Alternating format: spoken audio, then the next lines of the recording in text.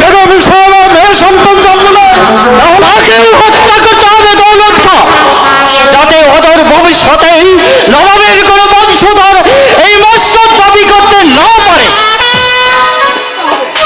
এইভাবে আমাদের কাজ করতে হবে। যদি নবাব বাহাদুর শিকার থেকে ফিরে এসে সেই হত্যাকাণ্ডের কথা জানতে পারে, তাহলে নবাবের শানিত তরবারির নিচেই দুজনের মাথাটা বাড়িয়ে দিতে হবে। দেখো দৌলত খাঁ, এই ষড়যন্ত্রের কথা যত কোনোভাবেই ফাঁস হয়ে না যায়, সে কৌশলেই আমাদের কাজ করতে হবে। কিন্তু এটা বললো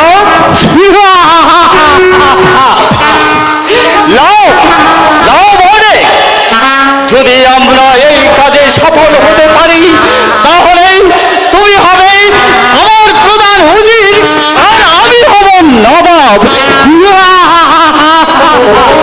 কিন্তু আমাদের নবাব, সে দায়িত্ব আমার।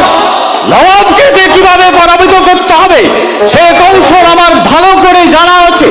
নবাবকে যে ষড়যন্ত্রের প্রয়োগে ফেলেছি, সে কিছুতেই এই ফাঁদ থেকে মুক্ত হতে পারবে না। তাকে এখন কৌশলে তাকে সিংহাসন থেকে নামিয়ে মাথা মুড়িয়ে ঘোল ঢেলে এদেশ থেকে বিতাড়িত করব, এটাই আমার একমাত্র জবাব। তারপর তুমি হবে হুজির, আমি হব নবাব।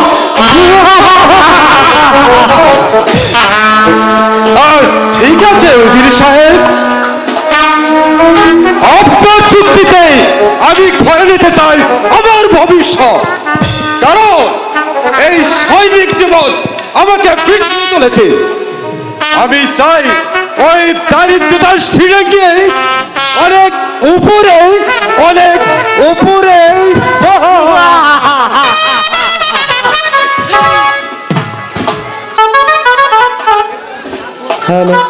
গুস্তাখি মাফ হয় উজিরে আলা। কে দাইমা? বলো কি সংবাদ? বেগম সাহেবার এক কন্যা সন্তান জন্মগ্রহণ করেছে। আলহামদুলিল্লাহ। তাহলে সে শিশু সন্তানটি আছে কেমন? ভালো আছে উজিরে আলা, কিন্তু বলো কি হয়েছে?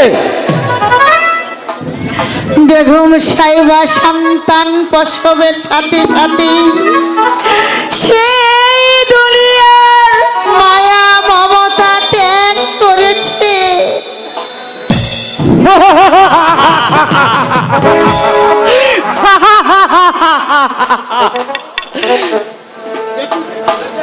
একই আপনারা হাসছেন?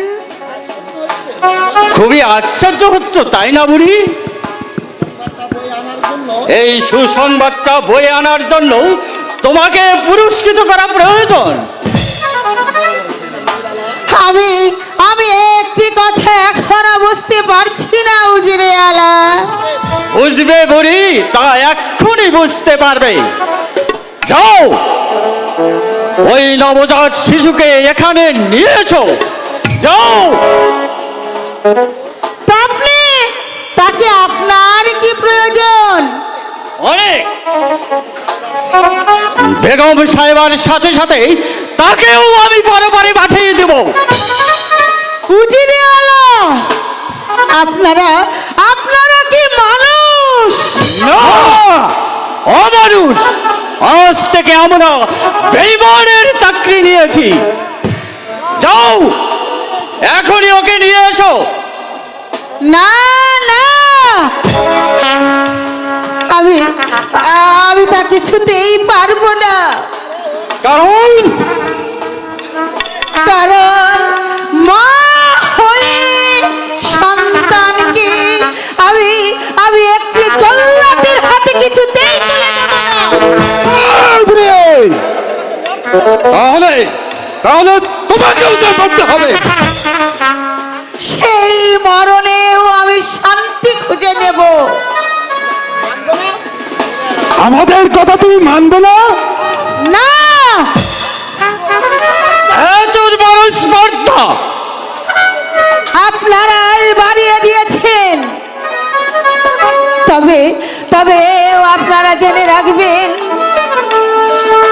যার যার অন্ন খেয়ে আপনারা আপনারা আপনাদের স্ত্রী পুত্র নিয়ে বেঁচে আছেন, তাদেরকে ধ্বংস করে তার মাথার মণি কেড়ে নিতে চাইলে তা তা আপনারা কখনো কোনোদিনও পারবেন না।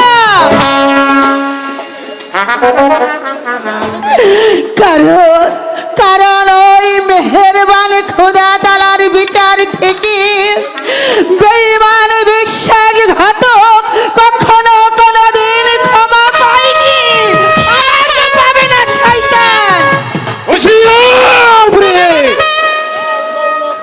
যাও দৌলত খাঁ, ওই শয়তানি হয়তো শিশু সন্তানটি নিয়ে পালিয়ে যেতে পারে। প্রয়োজন হলেও বুড়িকেও হত্যা করবে। তারপর ওই শিশু সন্তানটিকে নিয়ে ওই গভীর অরণ্যে জ্যান্ত মাটি চাপা দেবে। যাও। তাই যাচ্ছি উজির আলা। সেই বুড়ি যতই চেষ্টা করুক না কেন, এই জমের হাত থেকে কিছুতেই রেহাই পাবে না, কিছুতেই না। আমার নাম ছিপাও ছালার দৌলত খান।